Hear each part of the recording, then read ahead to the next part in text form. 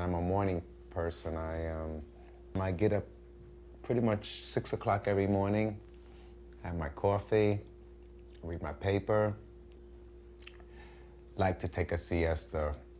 Russ Bleckner told me once, he says, "What is it good being an artist if you can't take a siesta?" And I was like, okay, he's right, because you get 2 days in one.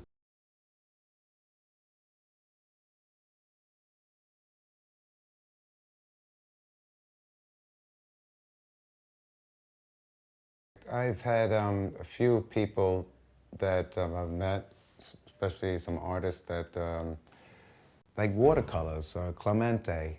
I've asked him so many questions over the years, how he uses his watercolors, and how my friend Bryce Martin, how he's so patient with his paintings and takes so long. The simplicity in Donald Bachelor's work. He's a dear friend. Keith Haring I met in '85, and he taught me how to stretch canvas. There's certain people taught me along the way as individuals, but the impact of my work, I say the most important person, probably my mother.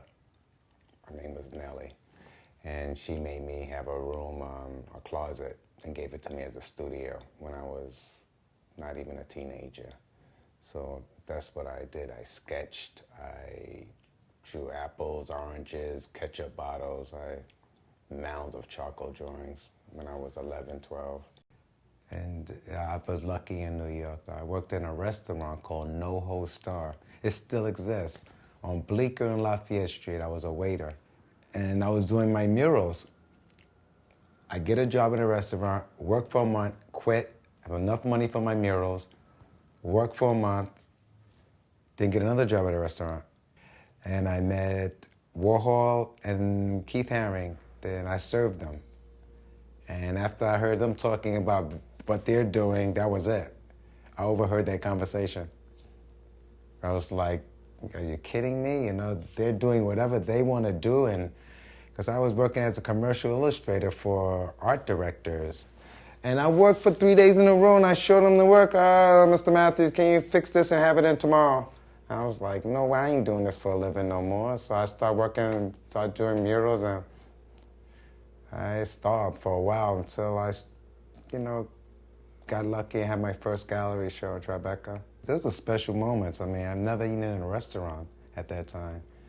And I used to get my shopping cart, fill it up with paint, choose a wall, and it was paintings, no spray paint. And I worked from 10 at night till it got light, 6 in the morning. And then I had to stop. And I had to finish the painting that night because I couldn't go back the next, because I'd get busted by the cops, you know. Bryce Martin chose me for this show in 1999. And it was called Choice 99.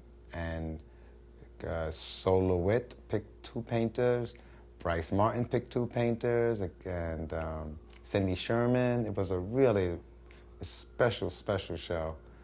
And then the same year, I went to the Venice Biennale, and that changed my life.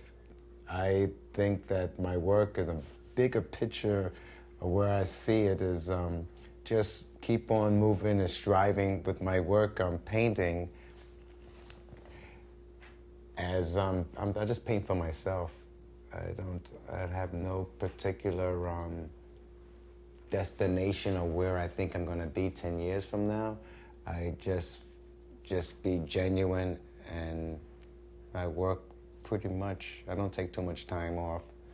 And even when I travel, I work in hotels. I'm always working, and I see everything just growing. The true mark of any artist's success is that you keep on working, and you always work, even though you're doing something that you're disgusted with. You're working at least. Just keep on working, and other human beings saying your work is good or bad is not the essential, like, all things, you know? It's, you keep on moving, you feel like you're growing. If you feel like you're growing as an artist, if you feel, you know, that's the most important thing. Don't have any